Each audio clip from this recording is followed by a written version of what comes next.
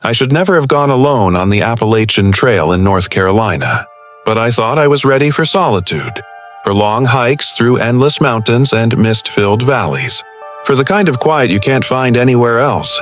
And if you're hearing this now, it means I came back, though I don't think I should have. At first it was beautiful, almost dreamlike. The air was cool and clean. The trees rose like cathedral pillars. The trail wound through ridges where the fog lay heavy like a sleeping ghost, and for a while I convinced myself I was free. But even in those first days there were warnings, roadside crosses for missing hikers, whispers in town that you shouldn't stray from the path after dark, and an old man muttering, "Stay on the trail no matter what you hear," which I brushed off as local superstition. On my second night I woke to voices outside my tent. They weren't loud, just faint like people talking far away, but the strange thing was that they sounded like people I knew. My sister, my best friend, calling my name in tones that were almost right but not quite. Footsteps circled the tent, crunching leaves, pausing just long enough to let me know someone, or something, was standing outside. When I finally dared to unzip the flap at dawn, I found my food bag torn open and footprints in the mud. Not boot prints, but long, narrow impressions that vanished after a few yards into the forest. I tried to shake it off, kept walking, but that day I found a campsite off the trail that froze me in my tracks. A tent shredded like paper, a backpack slashed open, clothes hanging in tatters, and on the surrounding trees, strange symbols carved deep into the bark. Jagged circles broken with lines that looked almost like veins. I wanted to believe it was vandals, maybe pranksters, but the symbols seemed deliberate, all pointing deeper into the woods. That night I saw lights in the distance, lanterns swaying between the trees. I thought it might be other hikers, maybe help. But when I followed one, I reached a clearing where there was nothing but a circle of stones, inside of which lay bones too clean to be animal. Buried under the stones, I found a small leather journal, damp and rotting.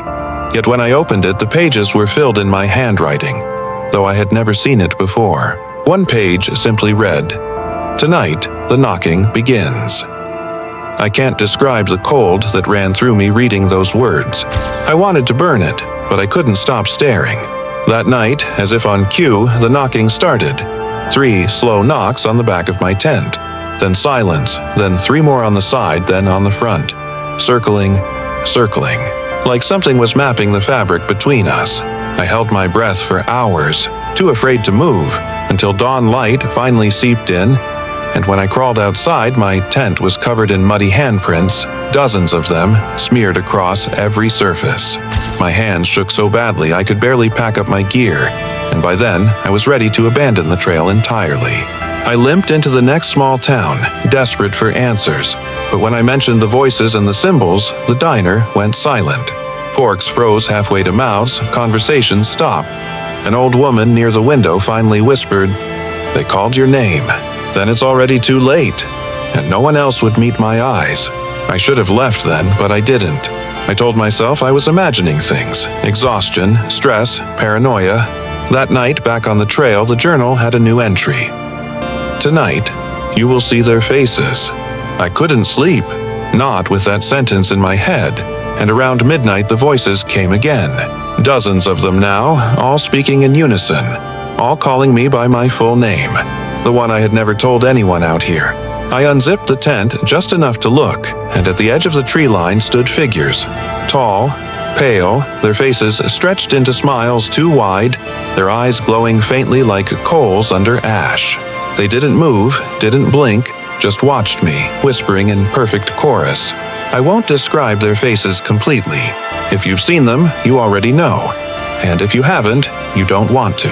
I realized then the Appalachian Trail wasn't just wilderness, it was a boundary, and I had crossed it. When dawn broke, I ran, I stumbled, I never looked back. But the journal was still in my pack, and on its last page, in my own handwriting, were the words, "Now they know you too." I don't know if telling you this spreads it, or if the curse was already past the moment I heard my name in the dark. But I do know this.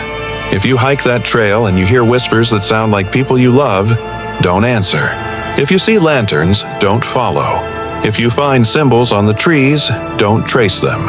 And if the knocking begins, whatever you do, don't open the tent. Because once they know your name, you're already theirs.